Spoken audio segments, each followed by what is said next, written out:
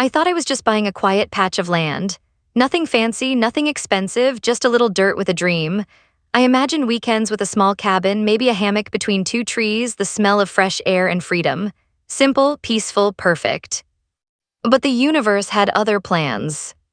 The moment I pulled up to the property, I knew something was off. Fresh tire tracks, muddy footprints, and a hum of machinery in the distance. My chest tightened. No way, I whispered to myself. Someone's here on my land. And then I saw her, Karen. For those of you who don't know Karen, imagine a person whose confidence is bigger than the law, whose smirk could stop traffic, and whose HOA authority is her full-time personality. She was striding across my property like it was the runway at New York Fashion Week, carrying blueprints like a trophy. My land, my dirt, my dreams. And she was turning it into whatever she wanted. I parked my truck cautiously, trying to process the absurdity. "Hi," I called out. My voice sounded smaller than I intended. She turned slowly, all smiles, holding a measuring tape like a scepter.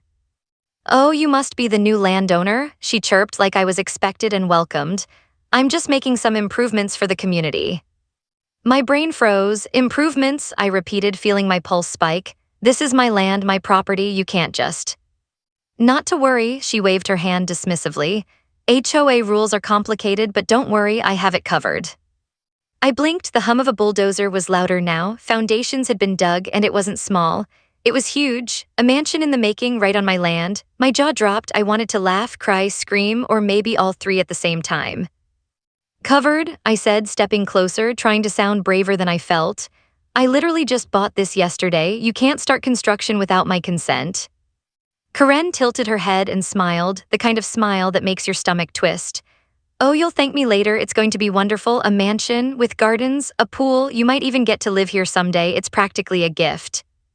I could feel my blood pressure climbing. "A gift from you on my land." She clapped her hands as if she'd just revealed a surprise party. "Exactly, everyone loves a free upgrade." I took a step back, trying not to hyperventilate. My land, my life. And suddenly it didn't feel like mine at all. The neighbors were starting to gather at the fence, pointing and whispering, and I realized with horror that this was turning into a spectacle. I tried to reason with her calmly, rationally, as if logic would work on Karen. "Look, I have the deed right here. It clearly says this land belongs to me. There's no HOA rule that gives you permission to build without my consent." She glanced at the deed, smirked, and waved me off. "Oh, paperwork is so boring. Don't worry, you'll see it's all part of the plan." The plan, my property, was part of her plan. My heart sank. I walked around the site, inspecting the beginnings of the mansion. Enormous foundation slabs, piles of bricks, the unmistakable outline of a luxury dream home that wasn't mine. Every step I took made it feel more real, more surreal, like I'd stumbled into someone else's fantasy. And then the most terrifying part, she invited the construction crew in front of me, smiling like she owned the place completely. My pulse raced, my hands shook, and I realized this wasn't just about land. This was about pride, power, and one very determined HOA president. I left that day with a pit in my stomach and a plan forming in my mind. I wasn't going to let her get away with it, not quietly, not politely, and definitely not without a fight. As I drove home, my head spinning, I couldn't help but laugh nervously. Who buys land thinking they're going to relax and ends up in a full-blown HOA nightmare? Little did I know, this was just the beginning.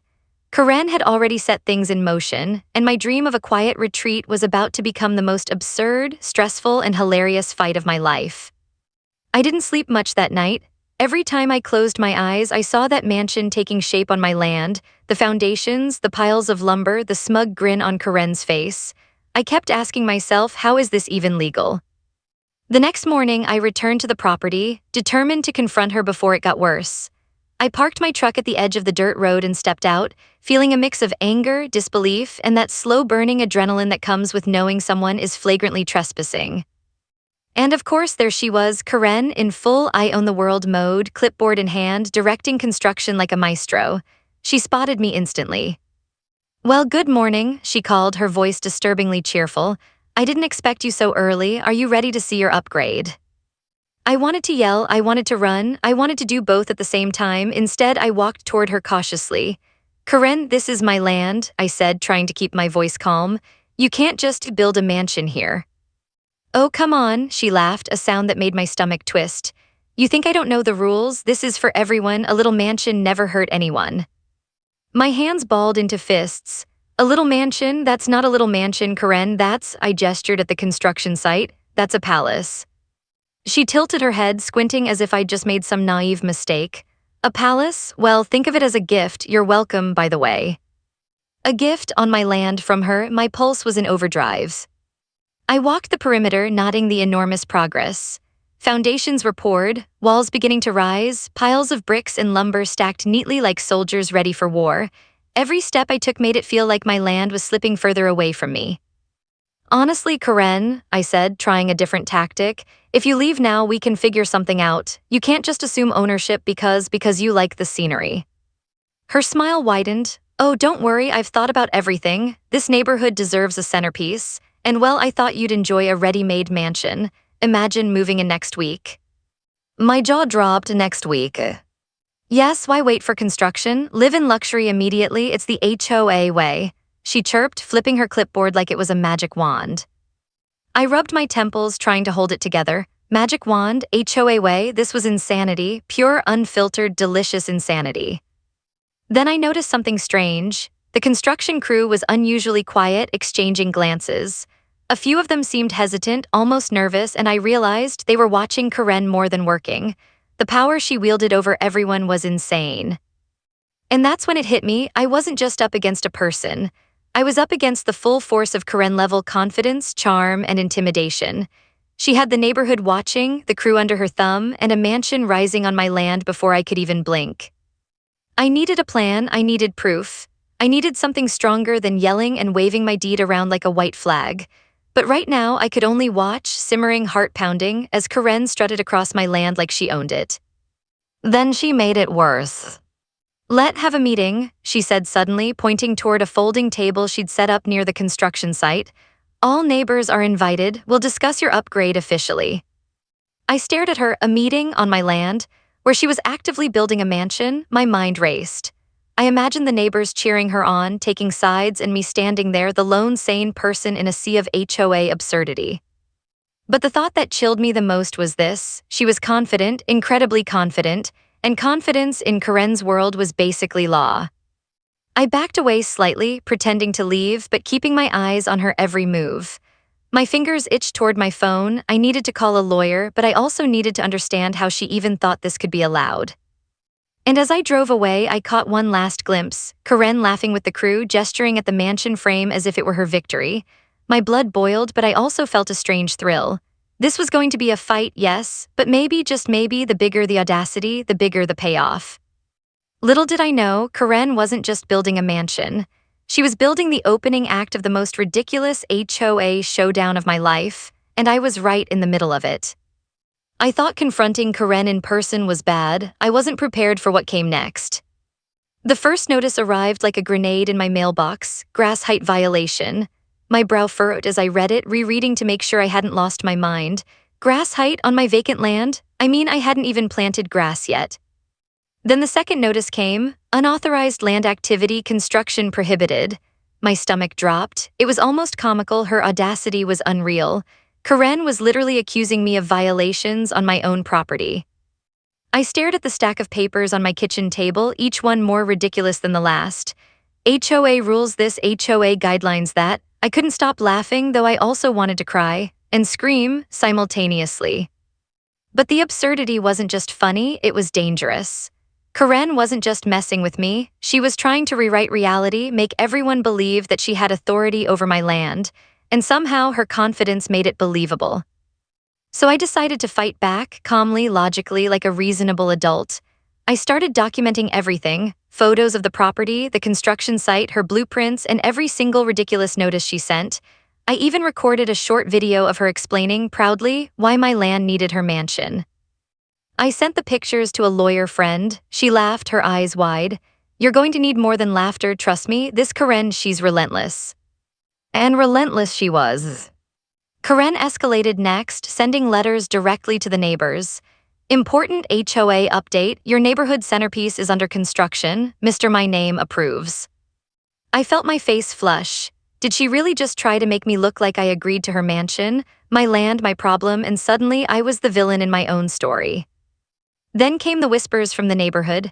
Some were curious, some were laughing secretly, and a few seemed scared of her. And why not? Karen's power wasn't in the law, it was in intimidation. She made everyone believe that refusing her was socially unacceptable. I realized I had to act fast. If I waited, she would hold her groundbreaking ceremony, rally neighbors, and suddenly my proof would be drowned out by the spectacle. I needed leverage. That's when I noticed something she left carelessly on the construction table, a document partially buried under a pile of blueprints. I didn't even think. I grabbed it, my hands shaking. It was official, stamped with signatures, and it could prove she had no right to build at all. My heart raced, finally a lifeline. But I couldn't relax.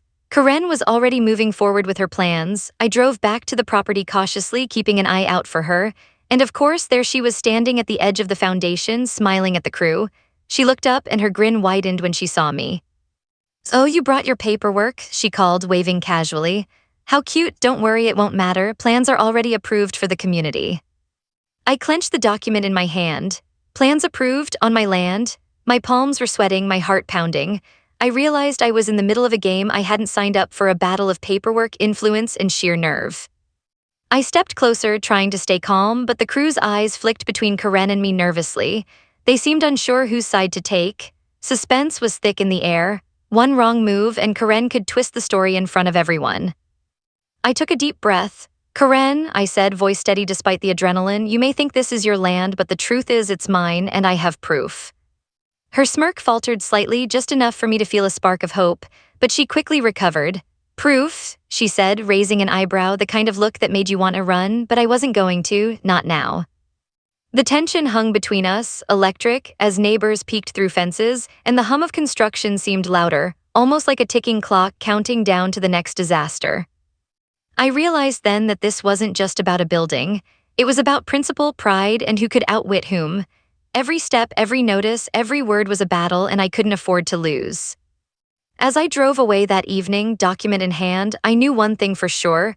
Karen thought she was winning, but the game was just beginning. And next time, I would have an ace up my sleeve that even her confidence couldn't outplay. I never thought I'd have to gatecrash someone's party on my own land, but apparently Karen had other ideas. The next morning, I drove up to my property and froze. The mansion frame had grown overnight, or maybe it just looked that much bigger under the bright sun. But that wasn't the worst part. Loud music blasted from speakers she'd set up, and colorful banners flapped in the wind. One even said, "Celebrating our neighborhood gem." I rubbed my eyes. "Our gem?" I muttered. I was literally standing on my land, watching her throw a party like I'd handed over the keys personally. I got out of the truck and stepped cautiously toward the site. Karen spotted me immediately, waving like a queen greeting subjects. "Good morning. So glad you could make it to the official inauguration of your upgrade." I couldn't help it, I laughed nervously. "Upgrade on my property without my consent?" She giggled, a sound that made my teeth clench. "Details, details, you'll thank me when you move in, but first everyone must see it." I looked around. Neighbors had gathered, some curious, some amused, and some whispering to each other. A few even looked at me with sympathy, while others seemed caught between shock and amusement. And Karen, she basked in the attention, clearly loving the chaos. I tried reasoning, my voice stronger now. "Karen, this is ridiculous. You can't hold a party here. It's my land, not a neighborhood showcase." "Oh, don't worry," she said, flipping her hair dramatically. "It's a small gathering. Everyone is excited. Besides, think of it as a preview. Your mansion will be complete before you know it." I took a deep breath, packing along the edge of the property, watching her direct the crew like a general commanding troops. The mansion frame loomed like a giant, mocking me. Every laugh from the crowd, every cheer, every toast she made, it all felt like a spotlight on my helplessness. Then I saw something that made my stomach lurch. One of the guests handed Karen a clipboard. She flipped it open and began explaining the design benefits of my land's upgrade, pointing at rooms I hadn't even imagined building. The audacity, it was surreal. I stepped forward, trying to take control, but Karen held up her hand like a referee. "Patience, you'll get your turn to see how perfect everything is." I felt trapped, my land, my rules, and yet here I was, a spectator to the spectacle. And the neighbors? They were clearly enjoying the show, taking videos and photos, some of them whispering things like, "Wow, she really went all out," completely oblivious that she had no right to be doing any of this. But then something caught my eye, a stack of documents she had carelessly left near the entrance. My heartbeat quickened. That might be it, the one thing that could turn this disaster around. I inched closer, pretending to admire the architecture, keeping my eyes on Karen. She was laughing, toasting the crowd, completely unaware that her careless pride had left me a lifeline. I needed a plan. I couldn't just snatch the papers in front of everyone. That would cause a scene and possibly make me look insane. But if I timed it right, I could grab them, prove my ownership, and finally stop this madness. I glanced at the crowd again. Cameras, phones, chatter, it all felt like a ticking clock.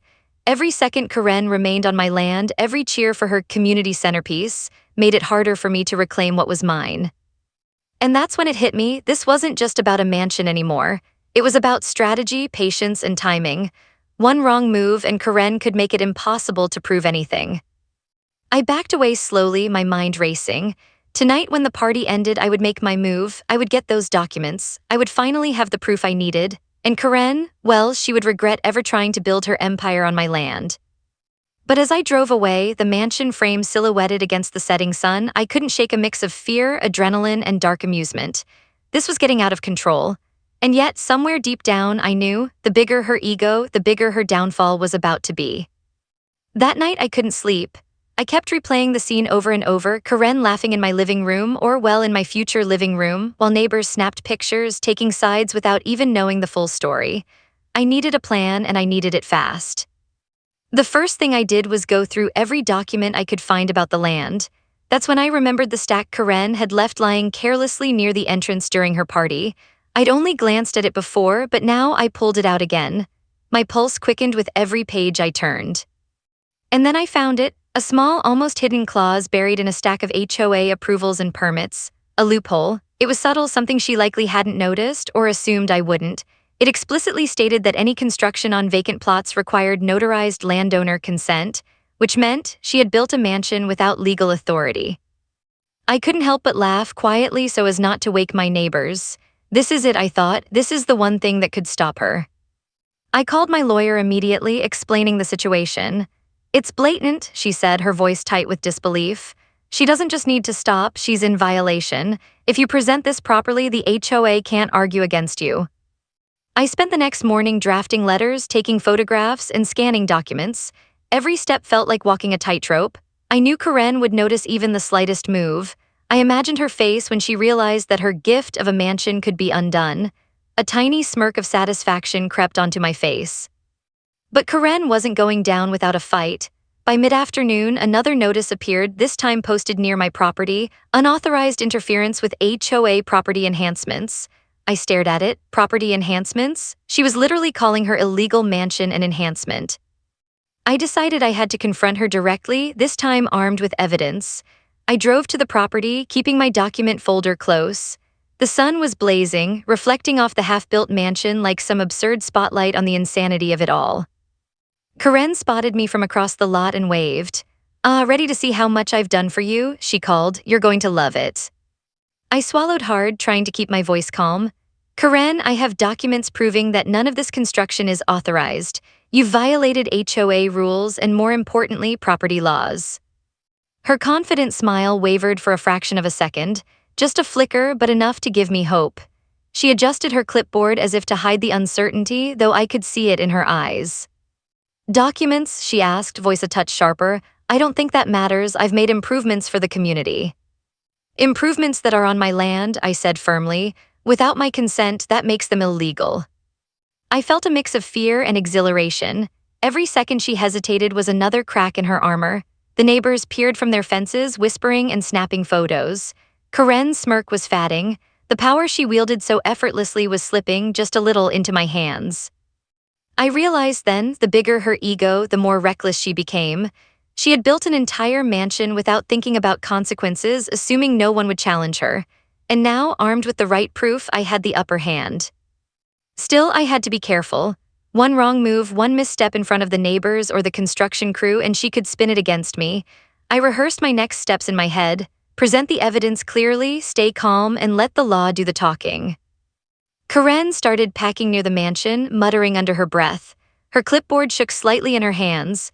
The suspense was almost unbearable. Every second felt like the countdown to a confrontation that could either end my nightmare or make it even worse. I took a deep breath, clutched the documents tightly, and reminded myself patience was key. She might be confident, loud, and seemingly untouchable, but even the boldest Karen has a breaking point. And deep down, I knew it was coming. The mansion might have been her masterpiece, but the legal loophole I'd found, that was mine. The day of the HOA meeting arrived, and I could feel my nerves buzzing like a swarm of angry bees. My documents were neatly organized in a folder I clutched like a shield. I had rehearsed every word, every point, and yet, as I approached the meeting hall, I couldn't shake the feeling that Karen would try something, anything to derail me. The room was packed. Neighbors filled the seats, whispering, some smiling politely, others smirking knowingly. Karen stood at the front, clipboard in hand, as if she were about to deliver the keynote at some architectural awards ceremony. Her smile was wide, confident, too confident. I took a deep breath and stepped forward. "Good evening," I said, my voice steadier than I felt. "I'm here to clarify the situation regarding the land at address." Karen's eyes flicked toward me, sharp and calculating. "Oh yes, our little landowner has a question, how cute." I ignored her jab and held up the folder. "I have here the official deed proving I am the legal owner of this property. And furthermore, I have HOA regulations showing that any construction on vacant land requires notarized consent from the landowner." A hush fell over the room. I could see some neighbors exchanging glances. A few leaned forward, clearly curious. The tension was palpable. Karen's lips pressed into a thin line, but she didn't speak. Not yet. I opened the folder and laid out the documents clearly, pointing to the clauses one by one. Everything Karen has built here, the mansion, the landscaping, the so-called community enhancements, is on my land. And legally, she had no authority to begin construction without my consent. I could feel Karen's smirk faltering, her hands tightened around the clipboard. "Well," she began, her voice a little less confident, "I was just trying to improve the neighborhood," I finished for her, raising an eyebrow. "Yes, I saw and I appreciate enthusiasm, but this is my property, Karen, and the law clearly sides with me." The room was silent. The construction crew, some of whom had attended the meeting out of curiosity, shifted uncomfortably. Neighbors whispered, and I could feel the momentum tipping in my favor. Every line of defense Karen had relied on, her charm, her confidence, her ability to intimidate, was cracking under the weight of facts. She tried one last gambit. "I mean, we could call it co-ownership, sharing the space, you could live in part of it." I laughed, a short, incredulous laugh. "Co-ownership on my land, that's not how this works. You built without permission, I own it all." Her shoulders slumped ever so slightly. She glanced at the board members, hopping for support, but the room was quiet, eyes fixed on me, on the documents, on reality. One of the HOA board members cleared her throat. "I think the legal documents speak for themselves. The construction is unauthorized. Mr. My name is the rightful owner." Karen's face turned red. She opened her mouth to argue, but no words came out. The room seemed to collectively hold its breath. I felt a surge of adrenaline and satisfaction. Months of stress, intimidation, and absurd notices had led to this moment.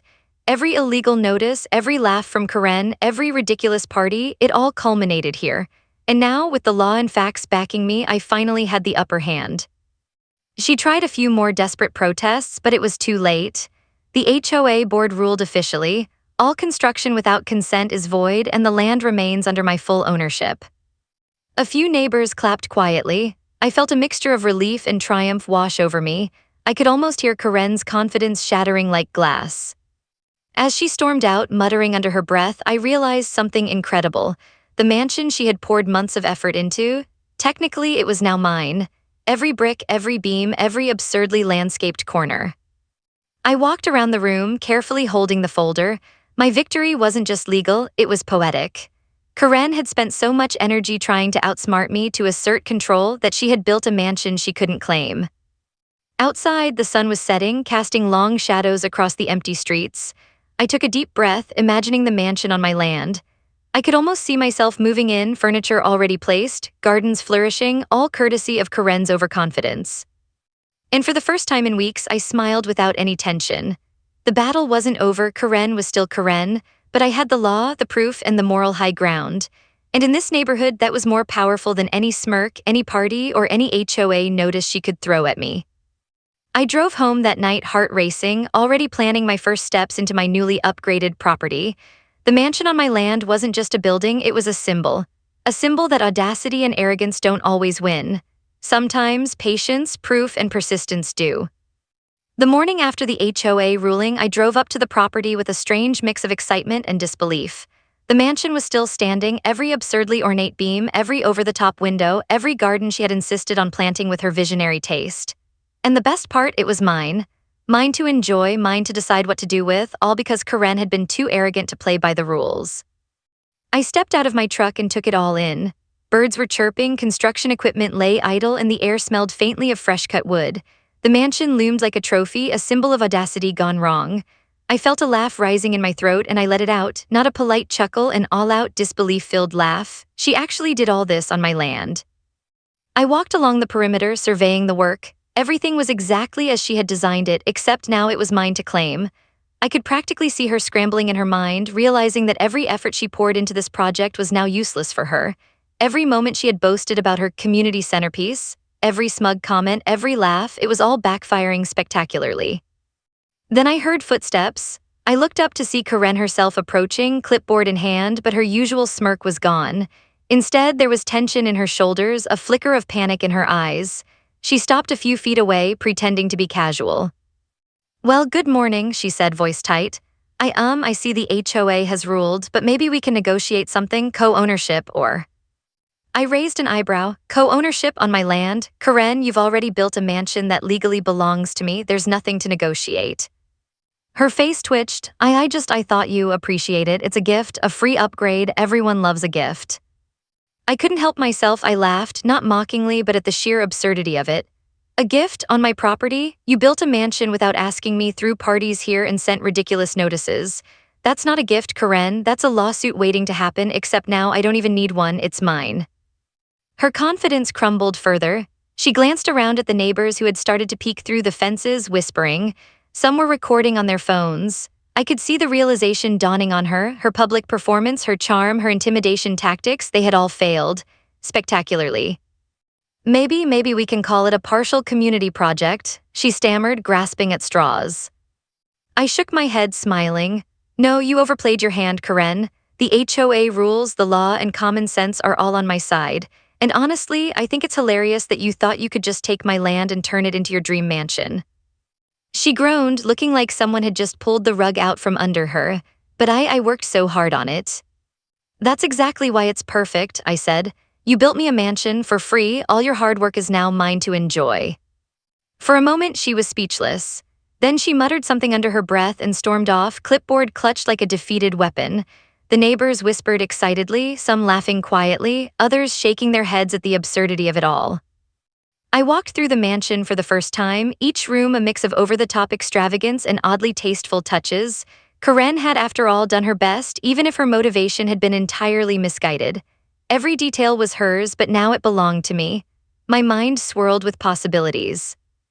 A huge living room with oversized windows, a kitchen that could fit a small army, gardens that were ridiculously elaborate, all mine, free of charge, courtesy of Karen's overconfidence. I couldn't stop smiling. I stepped outside onto the balcony and looked down at the street. The neighborhood was quiet again, as if holding its breath after the chaos. And I realized something amazing. Karen's ego had been her own undoing. She had underestimated me, underestimated the law, and overestimated her charm. And now, the mansion she had built as a symbol of power was mine as a symbol of victory and humor. I laughed again, this time out loud. Who buys a plot of land expecting a quiet retreat and ends up with a fully built mansion thanks to a Karen-level HOA disaster?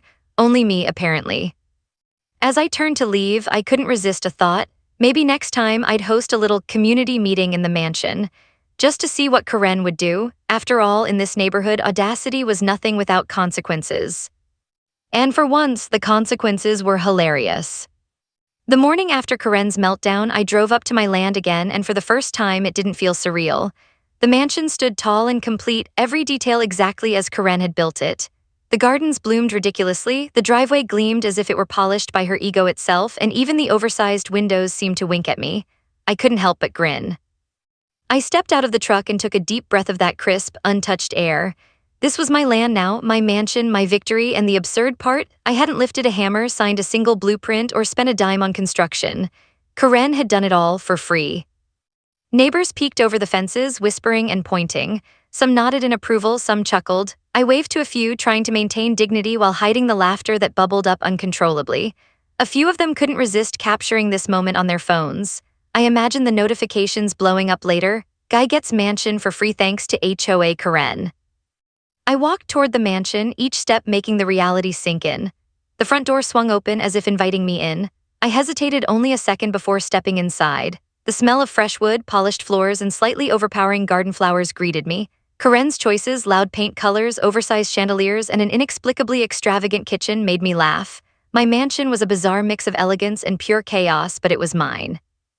I wandered from room to room, running my hands along the countertops, peeking into closets, and imagining all the possibilities.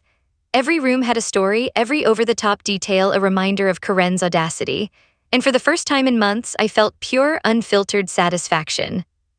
Then I paused at the balcony, looking out over the perfectly manicured lawns she had planted.